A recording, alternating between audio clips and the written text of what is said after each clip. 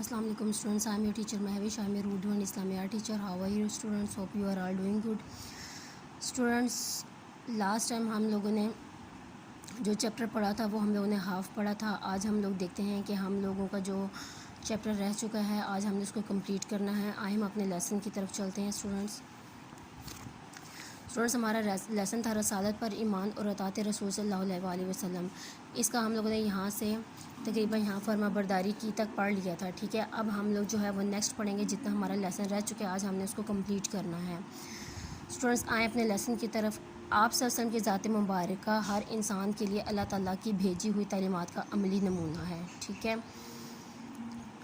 आप सल्लल्लाहु अलैहि वसल्लम ने कुरान मजीद की अमली तफसीर पेश करके वाज़ेह अंदाज में इंसानों को अल्लाह ताला की तालीमात समझा दी. कुरान मजीद में इरशाद होता है तर्जुमा, और जो लोग अल्लाह और उसके रसूल सल्लल्लाहु अलैहि वसल्लम की इताअत करते हैं और क़यामत के रोज़ उन लोगों के साथ होंगे जिन पर अल्लाह ने बड़ा इनाम फरमाया, यानी अम्बिया और सिद्दीक़ीन, सच्चे लोग और शुहदा और नेक लोग. इन लोगों की रफ़ाकत बहुत ही खूब अच्छी है.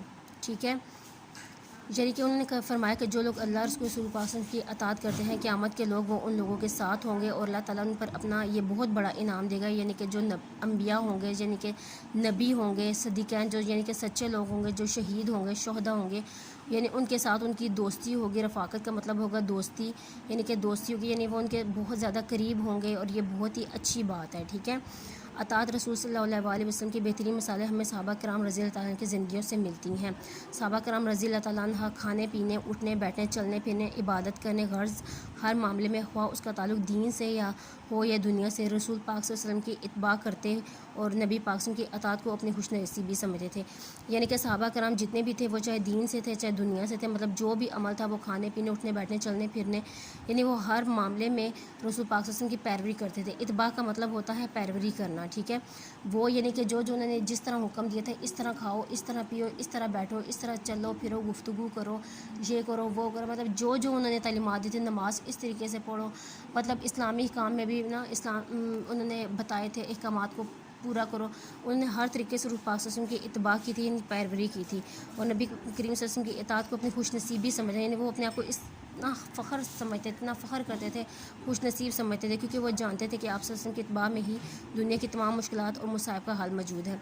यानी वो समझते थे कि अगर हमने नबी पाक की पैरवी की हर मामले में तो हमारी तमाम मुश्किलात जो हैं वो, हमारी तमाम मुसीबतें जो हैं वो हल हो जाएंगी. ठीक है, एक दफ़ा रसूल पाक सल्लल्लाहु अलैहि वसल्लम मंबर पर तशरीफ़ फरमा थे. आप सल्लल्लाहु अलैहि वसल्लम ने सहाबा से फरमाया बैठ जाओ. उस वक्त हज़रत अब्दुल्ला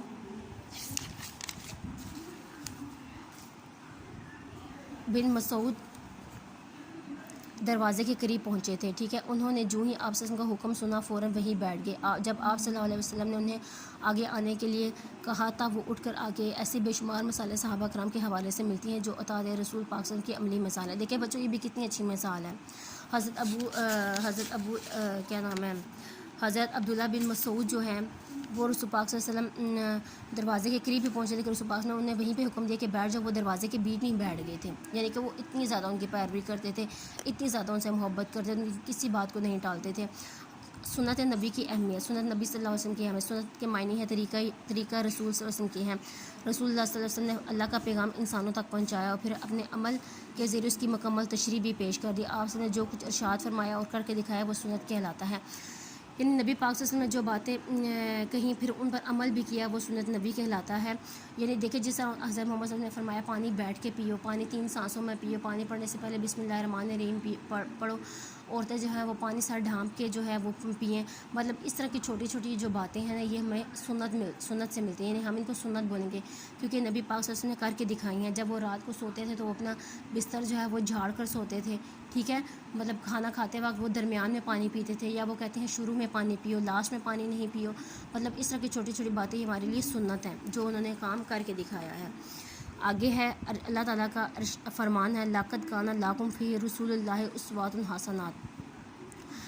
तर्जुमा, तुम्हारे लिए रसूलुल्लाह सल्लल्लाहु अलैहि वसल्लम की ज़िंदगी बेहतरीन नमूना है. रसूलुल्लाह सल्लल्लाहु अलैहि वसल्लम ने हमें ज़िंदगी गुजारने और अरकान इस्लाम की अदायगी के तरीके सिखाए हैं. ठीक है, ज़िंदगी गुजारने अरकान इस्लाम यानी कि नमाज, रोज़ा, ज़कात, हज के उनको कैसे अदा करना है उनके तरीके भी हमें रसूल पाक ने सिखाए हैं. रसूल पाक ने नमाज के حقوق متعلق فرمایا ہے، نماز اس طرح پڑھو جیسے تم مجھے پڑھتے ہوئے دیکھتے ہو، ٹھیک ہے. وہ فرماتے تھے کہ جس طرح میں پڑھتا ہوں، جس طرح تم لوگ مجھے دیکھتے ہو، اس طرح تم لوگ بھی پڑھو. ادائیگی زکوٰۃ ایک اہم عبادت ہے، ٹھیک ہے. یہ بھی ایک عبادت ہے، لیکن اس کے نصاب اور حق داروں کی تفصیل سنت نبی صلی اللہ علیہ وسلم سے معلوم ہوتی ہے.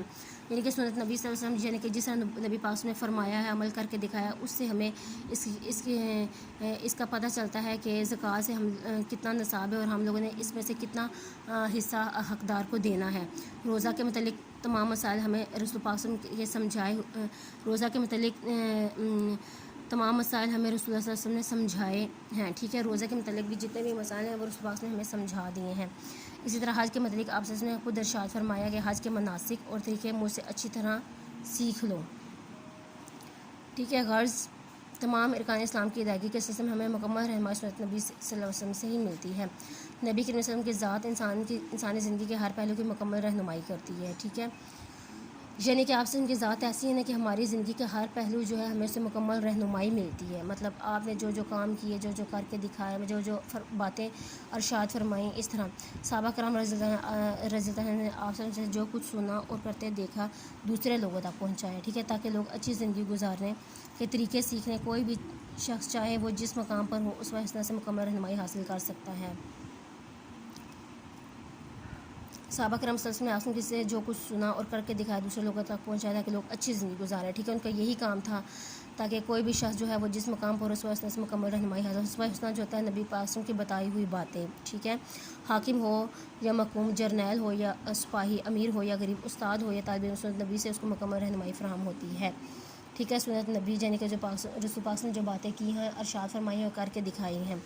رسول اللہ صلی اللہ علیہ وسلم کا فرمان ہے کہ جس نے میری سنت سے محبت کی اس نے مجھ سے محبت رکھی، جس نے مجھ سے محبت رکھی وہ جنت میں میرے ساتھ ہوگا، ٹھیک ہے. بلا شبہ دنیا اور آخرت میں کامیابی حاصل کرنے کے لیے سنت نبی صلی اللہ علیہ وسلم کی اتباع ضروری ہے. اگر ہم چاہتے ہیں کہ ہم دنیا اور آخرت میں کامیاب ہوں تو ہمیں نبی پاک صلی اللہ علیہ وسلم کی جو ہے باتوں پر، ان کے کاموں کی پیروی کرنی چاہیے، ان کی تعلیمات پر پیروی کرنی چاہیے.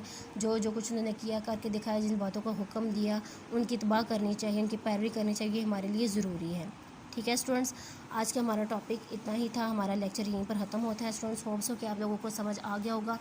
آپ لوگ اس کو اچھی طرح سے یاد کریں گے، اس کو سمجھیں گے بھی، اور اس میں سے کوئی ایک پیراگراف کی مجھے ویڈیو بنا کے سینڈ کریں گے تاکہ میں دیکھوں کہ آپ لوگوں نے لیسن جو ہے وہ کس حد تک یاد کیا ہے.